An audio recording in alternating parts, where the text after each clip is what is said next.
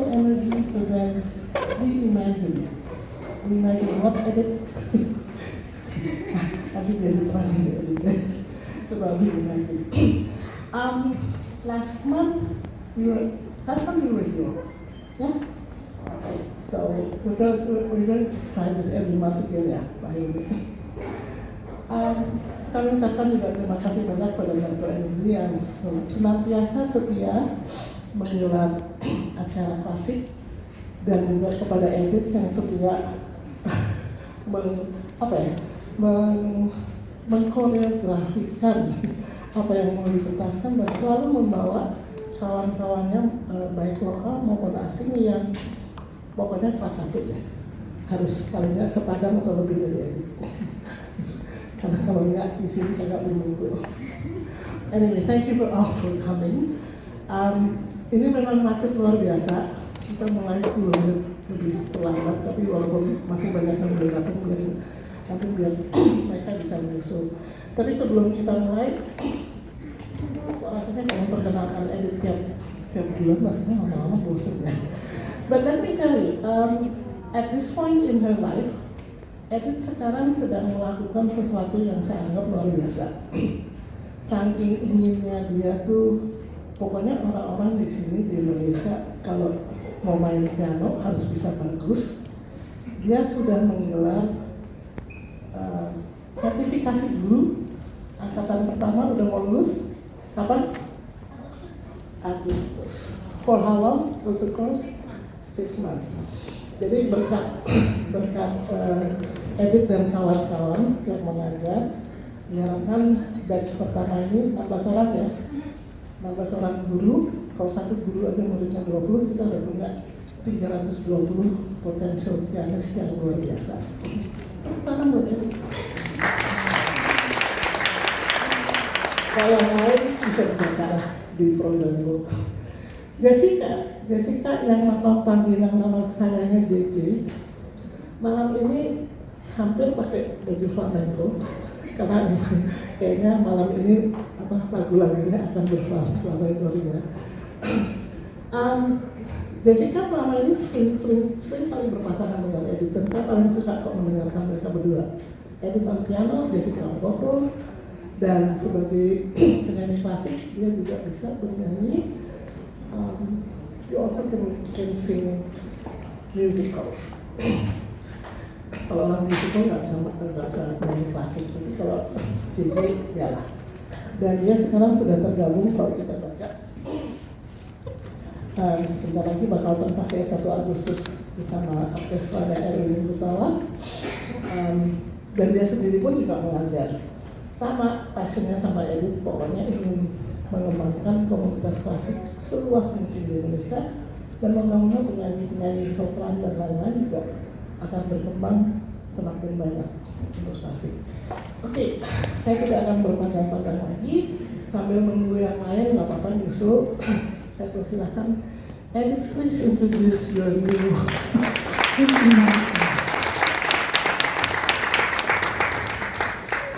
Hai semua. Jadi ini gue pindahin dulu ya.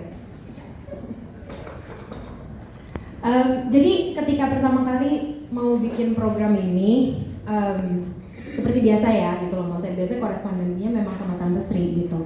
Ini yang nyebar-nyebarin poster, yang nyebar-nyebarin ini segala gitu kan biasanya Tante Sri. Terus keluarlah poster ini dengan tulisan Reimagine.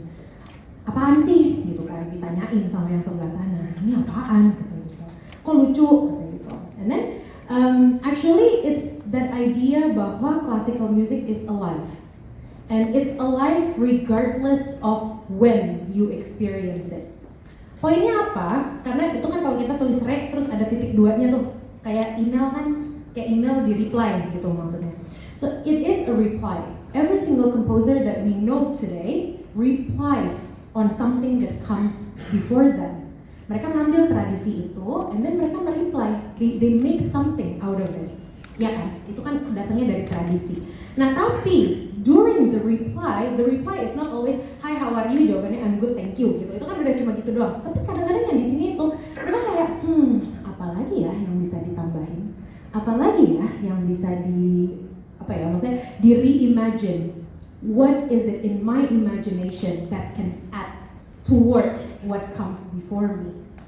Kadang-kadang ditambahinnya menjadi sesuatu hal yang bagus, kadang-kadang ditambahinnya menjadi sesuatu hal yang gitu loh maksudnya. Yang itu ya kita nggak akan mainin hari ini gitu loh maksudnya ya. Makanya there's a reason why probably we don't know the gitu loh maksudnya. Tapi the idea of it is that the reimagining things still happen up until today, the contemporary composers. Jadi makanya nanti throughout this program we will hear so much from different eras, we will hear so much from different countries. But the first one, the one that I want to give you guys a taste of is reimagining your memories, especially your childhood memories. Jadi ini the first song is by Eugenie Rocherol. She's an American composer, and the title is Mother Goose Medley. I think I'm not going to explain too much about this because I think I want you to experience it. You'll get why I said this is a reimagining of something. So I hope you guys enjoy.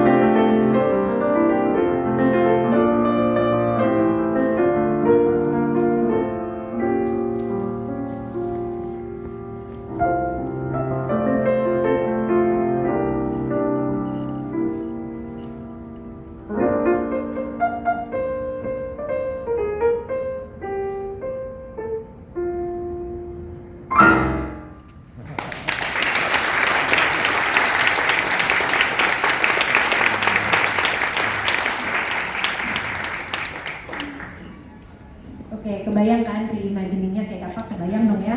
Oke, so temanya begitu. Sepanjang malam ini pokoknya nanti bakal kesana semua. Sekarang, yes, tolong dibantu saya nyanyi. So the next one that we're going to imagine.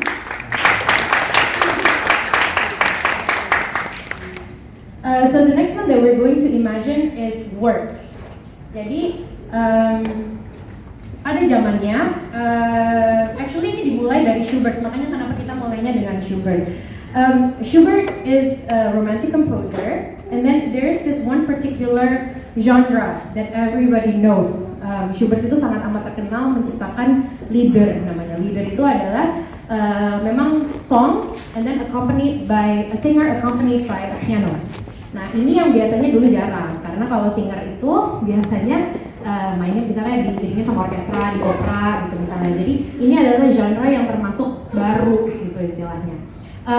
Banyak banget juga sebetulnya dari Schubert, dia nulis berapa ratus sih? Ratusan lah ya pokoknya. Ratusan, tapi hari ini kita mau kasih dua. Jadi mau ngomong lagi.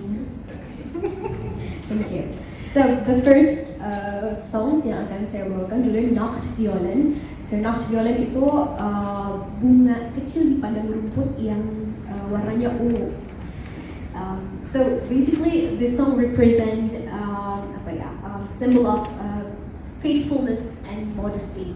Jadi sebenarnya dari musiknya sendiri ya, dari chord-chordnya bisa kita dengar bunyinya very sweet ya, dan rapet-rapet tapi cantik sekali. And then the next piece that I'm going to perform, Die Forelle. Itu salah satu piece-nya Schubert yang cukup terkenal. Ini menceritakan tentang troutfish, ikan di perairan air tawar sebenarnya. Jadi ceritanya ada si ikan-ikan ini, si troutfish yang lagi berenang-berenang di sungai, lalu ada fisherman berdiri gitu. Terus at first si troutfishnya senang, oh kita berenang, lalu ada yang datang nih, ada yang nontonin kita berenang. Tapi tanpa dia sadar, at the end ternyata si fisherman ini datang untuk nangkepin mereka, stabbing in the fish. So at the end you will see the river turns to red. Nah kalau kata orang, sebenarnya lagu ini picturing for girls, for you to be careful with men. Because sometimes guys can betray you, but not all. Okay, so I think let's do the Schubert first. Okay.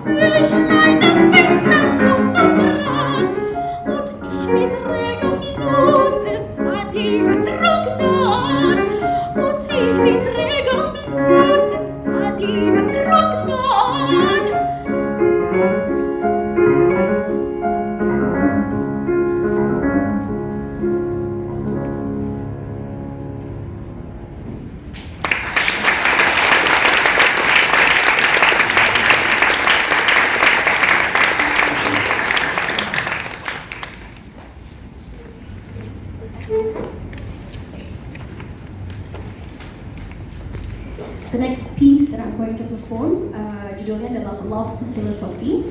Ini lagunya dikarang oleh Kilter, seorang komposer asal Inggris, yang puisinya ditulis oleh Shelley. Kalau saya kita ngobrol ya gitu kemarin, memang orang-orang zaman dulu itu kan senang sekali berpuisi gitu. Jadi kalau ngomong tuh nggak pernah straightforward, belok dulu. Itu kemarin saya juga ngomong sama Edith, udahlah orang zaman dulu ngomong kemana-mana, orang Inggris pula makinlah kemana-mana. Mau ngomong gak suka, oh it's interesting, padahal tidak suka. So basically the song Love's Philosophy ini ceritanya tentang gimana kita ngomongnya? Intinya adalah minta izin mau cium pasangannya, gitu aja. Cuma untuk sampai ke situ beloknya banyak banget. Yang pakai bilang air mancurnya bagus, udaranya bagus, langitnya bagus. Gak bisa straightforward. So this is Love's Philosophy.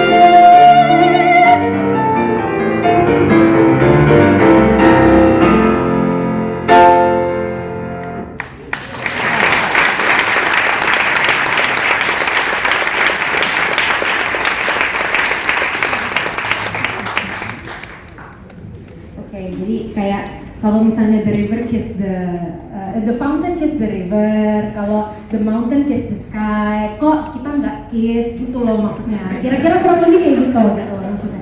Tapi lucu banget sih gitu maksudnya, karena Quilter sendiri tuh nulisnya tuh it's very, kan tadi dia bilang kan nothing in the world is simple. Wait, kasih you lagi.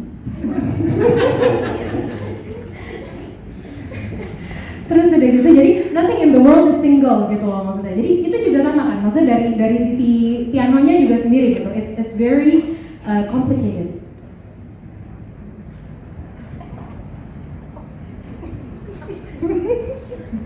Ada yang lupa program guys, maaf. Jadi ceritanya tuh seperti itu gitu loh mas. Jadi nothing in the world is single, sama ini kan apa messy gitu maksudnya di pianonya juga gitu loh. Which is something that's very exciting gitu. And then the next one, jadi itu kalau tadi words ya, maksudnya so you take a poem and then you turn it into a piece of music. We go from something that seems very simple, the Schubert was very simple, terus udah gitu sampai ke Quilter yang a little bit more heboh lah gitu, maksudnya pianonya bukan cuma nyanyi diiringin piano gitu kan. Terus and then now we go to let's reimagine culture.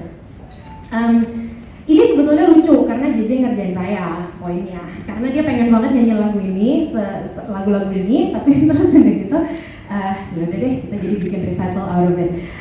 The first one is actually the Leap, and the Leap is a French composer, tapi dia nulis ini adalah The Girls of Cadiz, which is Cadiz tuh di Spain, exactly. So actually the funniest part about this is that it's the idea, you're imagining what Spain would sound like, even though you're French. Actually kita juga ya sama deh, misalnya kalau kita bilang satu opera yang kesannya Spanish banget gitu misalnya, everybody will always say Carmen, but ya ting tong tong tong tong tong gitu loh. Tapi sorry ya, saya bukan penyanyi jadi clearly bunyinya seperti ini.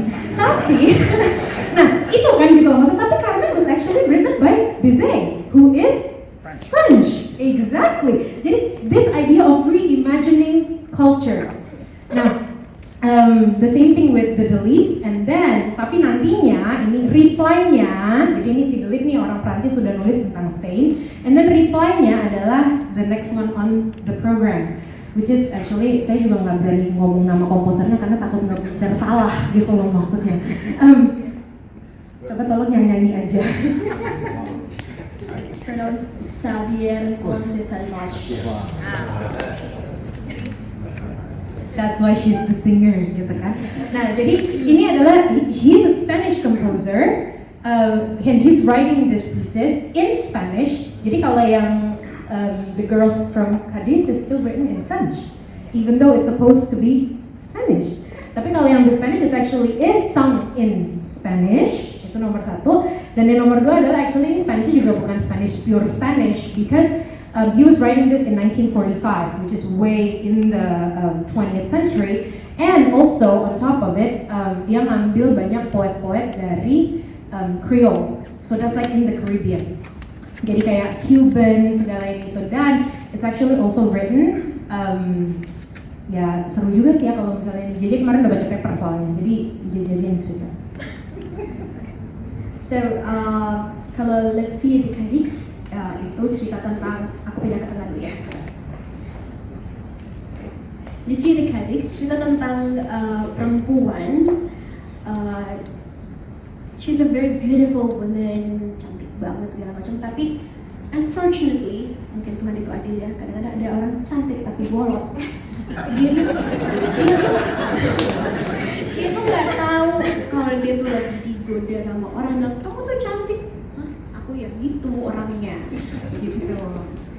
And then ceritanya si perempuan ini dia lagi tiga dengan teman-temannya, mereka pergi mau nonton bullfight gitu. Cuma di tengah perjalanan ya ketemulah orang-orang ini dan mereka memuji kecantikannya dia, tapi ya gitu agak-agak loading lama. Gitu. That's Le Fille de Cadix. And then the next piece yang si song cycle itu the Canciones Negras. Itu sebenarnya cycle-nya terdiri dari 5 lagu, tapi malam ini kami bawakan yang 4 gitu. The interesting about this cycle, jadi si Montesalvage ini bekerja dengan bukan bekerja ya, maksudnya create each piece-nya itu setiap lagu dengan penulis yang berbeda-beda gitu.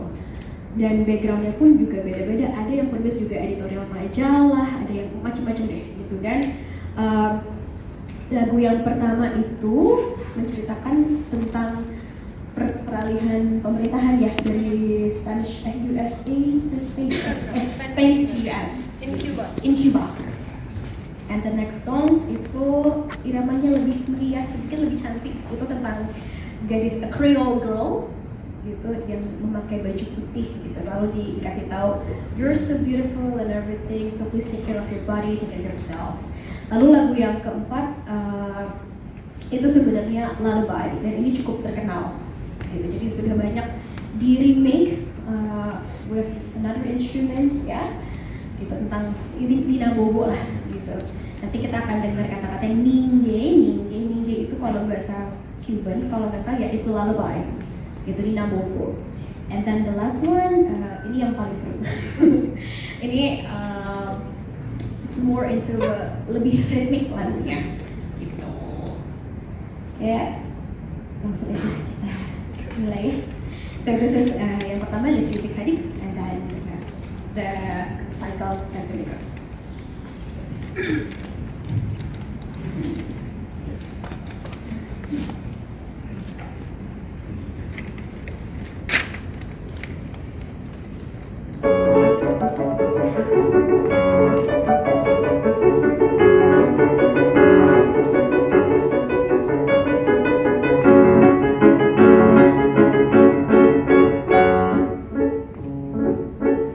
Vengo de voler, trop garçon, trop vieille.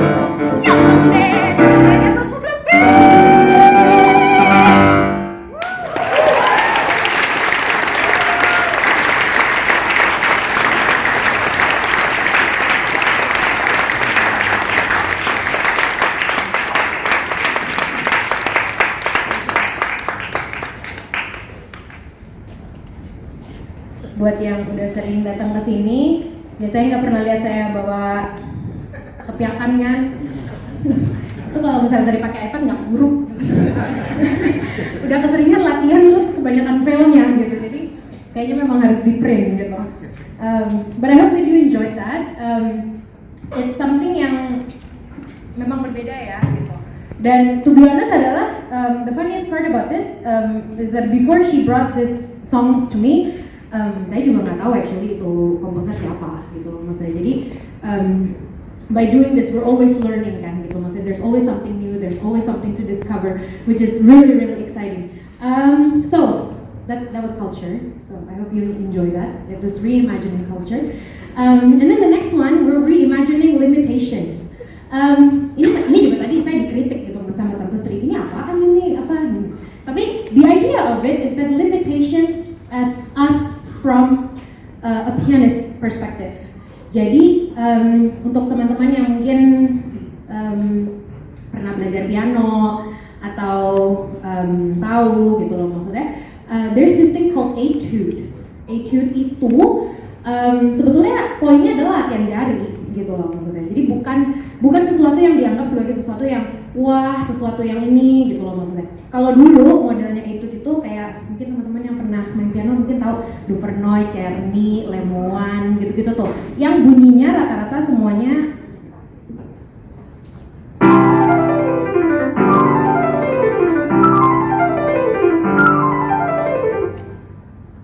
not very musical. Jadi karena etude emang tujuannya adalah untuk melatih jari gitu. Jadi banyak orang-orang yang dulu menulis etude, dan etude ini udah ada dari zaman-zaman 1700-an kali gitu. It's not very musically enriching. It's just something that you have to do, kayak finger gym lah gitu istilahnya. You don't go to the gym because you love working out gitu loh maksudnya. You go to the gym because you have to gitu kan. Istilahnya kurang lebih seperti itu. Tapi limitasi inilah yang selalu di-challenge dan di-reimagine sesuai dengan zaman. Jadi ada dua contohnya hari ini. The first one is Chopin. I'm sure that you guys probably know who Chopin is. Frédéric Chopin is a Polish composer. He's very very prolific. Dan dia memang kebanyakan hanya nulis untuk piano gitu loh. Itu adalah sesuatu yang something that's very unique about him gitu. Karena biasanya kalau orang-orang zaman dulu kayak Beethoven nulis juga buat piano, tapi dia juga nulis symphony, tapi dia juga nulis some other things gitu loh maksudnya. Tapi kalau Chopin most of the time he just writes for the piano. And there are two etudes that I'm going to play. Kalau tadi udah dengerin kayak gitu, nggak terlalu excited kan untuk denger etude itu bunyinya kayak apa? Trust me, it's good. Kenapa? Karena again, he's reimagining limitations. Jadi satu adalah etude yang lambat. Nah kan bingung lagi kan kenapa etude-nya lambat gitu. Emang latihan jari apa lambat gitu. But actually what he's trying to push forward, the reimagining-nya itu adalah what is the definition of technique? How do you play itu? Is it only when you play fast then things are good? Padahal sebetulnya musicality is also equally as important to be developed gitu loh maksudnya. Jadi etude-nya adalah etude for musicality, not necessarily etude for the fingers gitu loh maksudnya, but it's etude for your musicality. The second one that I'm gonna play is what everybody likes to call black keys. And ini juga, again, he mostly uses the black keys, so itu doang gitu loh maksudnya. But think about what he actually can do with all of these black keys. And again, maksudnya biasanya kalau kita main, most of the time we feel more comfortable in the white keys instead of in the black keys because it's inside dan tutsnya lebih kecil-kecil kan gitu lah istilahnya. So that's another etude gitu loh maksudnya. He wants us to actually utilize the black keys. So I'm gonna try to do this two first, and then I'm gonna explain about the capuscum later.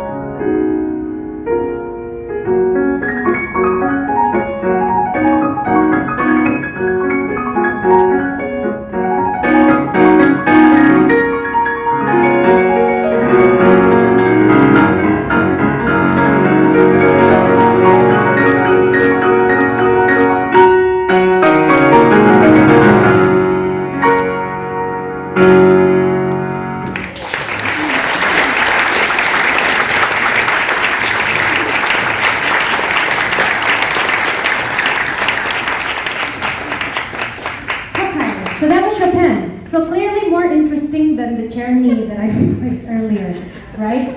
Jadi dari situ aja kita udah bisa kelihatan gitu bahwa Chopin tuh nge-push that idea of technique. He's pushing that limitation of what can be achieved technically in the piano. Now and then, so this other one, so after Chopin, there are so many people that write etudes that are more interesting than just finger exercise. So we have Liszt, we have Rachmaninoff, we have Bartók, we have Prokofiev. Everyone writes etudes, gitu loh maksudnya. Tapi, so now reply-nya kan, gitu loh maksudnya. Jadi tadi kalau si Chopin udah nge-reply Czerny gitu misalnya. And then so now we have this guy called Nikolai Kapustin. How many of you actually have heard his name before? Curious. I did, of course. Okay, so Kapustin is actually, he's still alive. He's a Russian composer, grew up in Russia. He's still alive, which is important because most of the time we play music by dead guys, right? Unfortunately. Also, si Mon Salvage masih hidup juga kan? Ya kan? Yeah, okay. So there are like current replies, like contemporary replies. Tapi the idea of this is that Kapustin, he's Russian, but he is very fascinated with jazz, if you can believe it. So this is basically like, I think probably ini salah satu, if not the only way for us classical musicians to actually be able to play jazz. Because it's written out. Jadi ada partiturnya, ini beneran ada partiturnya. He actually wrote this out. All of this jazz, he writes it out. So then for classical musicians like me, jadi bisa sedikit-sedikit mau nge-jazz gitu loh maksudnya.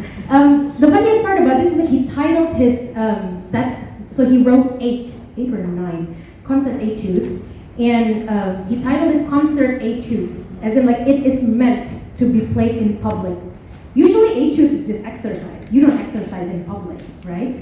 So you usually exercise in your own home. But this one is a concert etude, which means that it's supposed to be played for people. That's number one.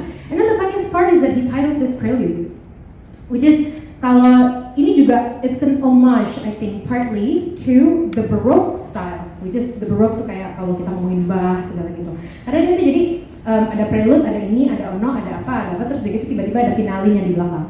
As if he thought of this as a set. Please don't ask me to play the whole set. It's just the first one, but this is the prelude. And I hope that you guys enjoyed this. To be honest, it's just like when I first started doing this, I had to reimagine a lot of things in my mind. Karena as a trained classical musician, your brain is kind of wired a certain way. So in order to be able to play jazz, you kind of have to maneuver things a little bit. So it's not only reimagining from the side of the composer, from the side of the music, but also from the side of the performer. So I hope you guys enjoy.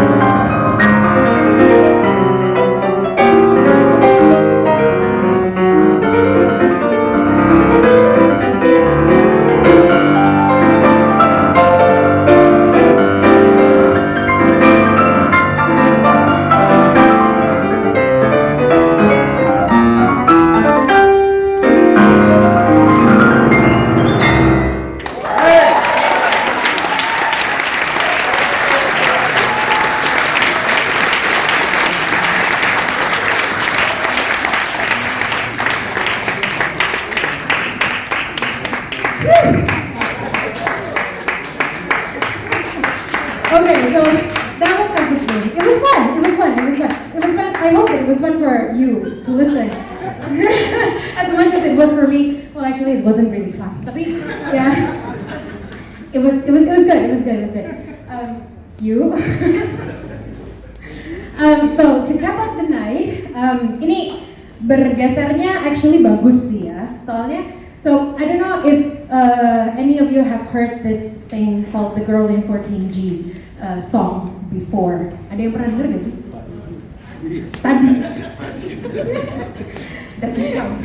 Okay, so ini kan tadi kita udah dari classical terus udah gitu udah mulai masuk ke jazz lah gitu istilahnya.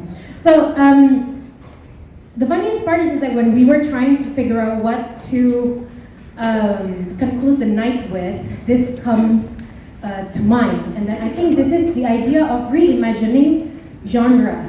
Jadi kadang-kadang kalau kita ngomong biasanya klasik tuh klasik gitu, tapi kan kayak tadi gitu kan misalnya it's classical. I was reading music gitu loh maksudnya. It does not just come out of my crazy improvisation gitu. Ada tulisannya gitu. Jadi so this is reimagining genre. So a lot of people always like to box things, right? So classical is classical, jazz is jazz, and then musical theater is musical theater gitu loh. Tapi this is basically everything in one song, pretty much. And the reason why it's called The Girl in 14G is because this is a story about somebody who lives in a flat on the 14th floor. So this is the story of her and her neighbors, yes. Jadi neighbors under in 13G and neighbors above in 15G. Boleh diterusin Jack, saya minum dulu. Okay, so when I sang the song a couple years ago on my recital back then, ketika saya baru pulang dari sekolah waktu itu. As Edith say, ini lagunya ada fusion between jazz and classical. So basically sekolah saya itu si Guildhall School of Music and Drama. Di music departmentnya kami memang terkenal dengan klasik dan jazznya, classic and jazz department. So more or less, this song kind of remind me back then, ketika saya sekolah dulu. Bedanya ini terjadinya kan di flat, kalau saya kejadian di sekolah. So saya harus rebutan ruangan latihan dengan anak-anak jazz atau klasik. Atau ketika saya di ruangan latihan lagi capek-capek latihan, I need a quiet time, but that won't happen.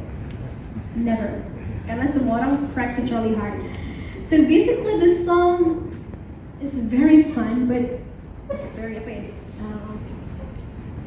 fun and dramatic at some point. So langsung aja ya. So please enjoy Girl in 14G.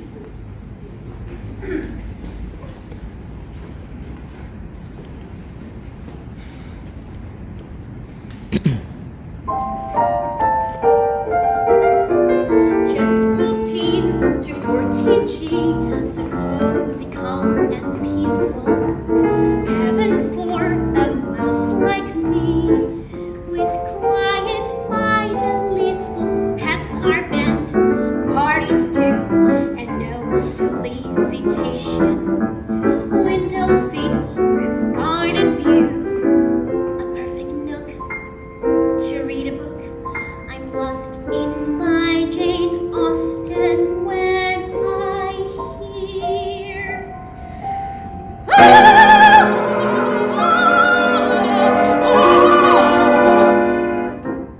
say it isn't so,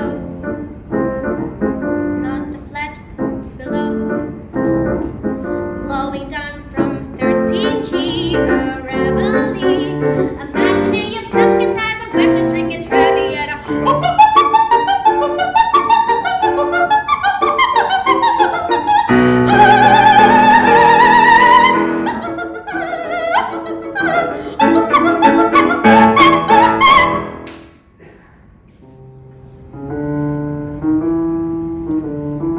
My first night in 14G, I put up with Puccini.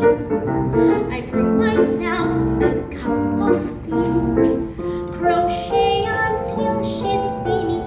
8:30, not a peep, except the clock tick-tocking. Now I lay me down to sleep, a comfy bed to rest my head, a stretch, a yawn,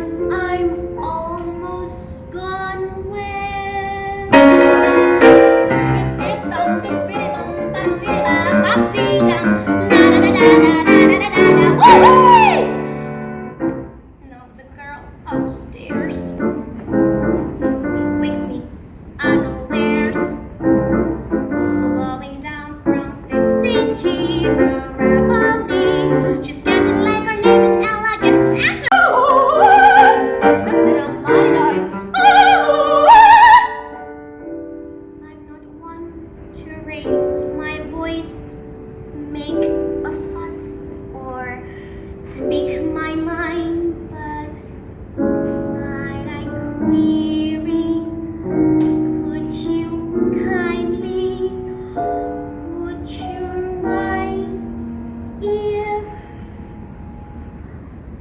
say this, stop.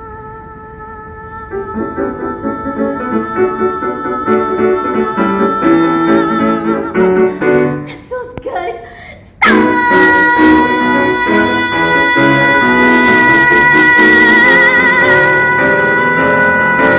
13, 15, 14 G.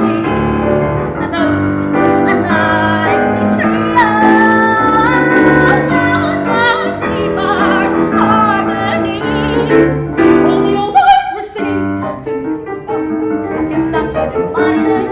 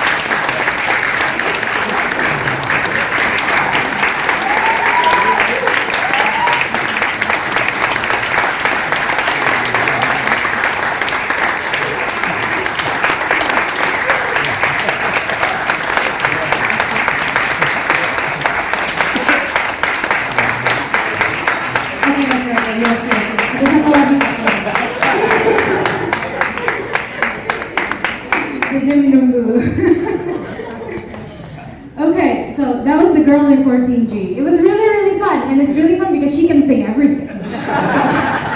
If she can't sing everything, it wouldn't be as fun. Okay, now really to cap off the night. This is also another one of reimagining things yang to be honest ya, ini rada apa ya, masuk-masuk ya, setengah masuk-masuk lah gitu, dimasuk-masukin deh ya gitu maksudnya ke tema.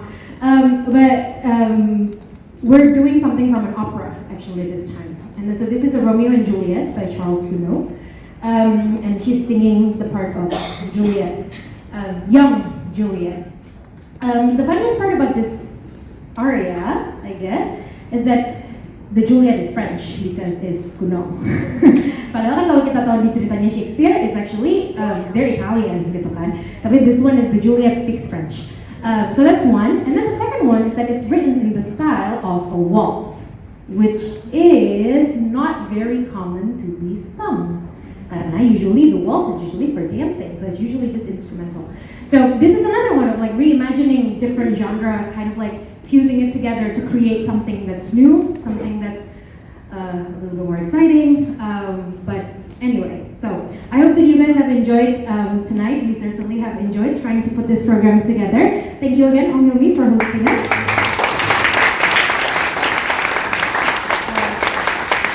Yeah, so this is a song called Je veux vivre. I'm not going to try to butcher the French.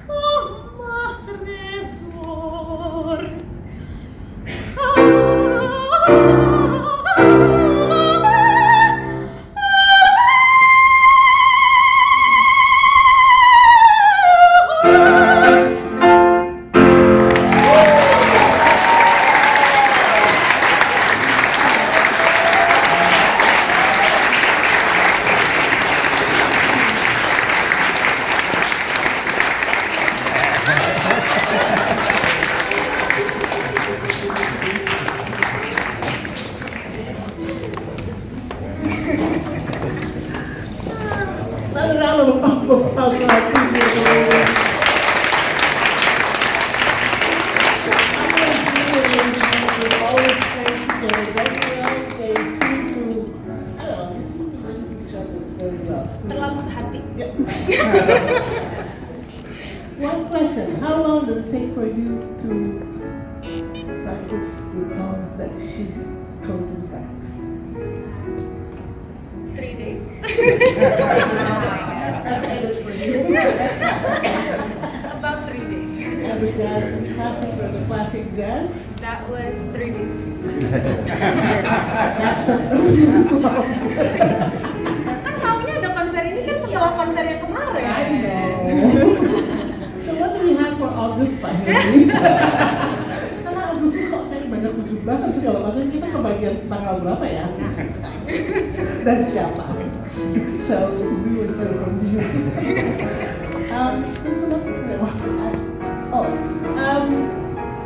Edith, when we knew you when you were very little, you were really not a Chopin person, right? Remember? Yes. Edith tuh baru benar-benar. Edith tuh kan dulu kalau kita bilang orang Rachmaninoff. Semua yang khas dari Beethoven dan Rachmaninoff itu pasti menghadirkan Edith. Begitu Chopin, she would sort of veer away. Oh, not my type, gitu. Begitu udah belajar di luar, mau nggak mau, kan aja. When you're off, when you went off to school, China, Germany, whatever the USA, she came back full. Everything she would play, even jazz stuff. Okay, thank you all. We hope to see you next month, hopefully. And courtesy of Metco, we have a little supper on the terrace. So for you, if you want to take pictures with the performers, please. If you want to have a supper first, thank you very much. Thank you very much for coming.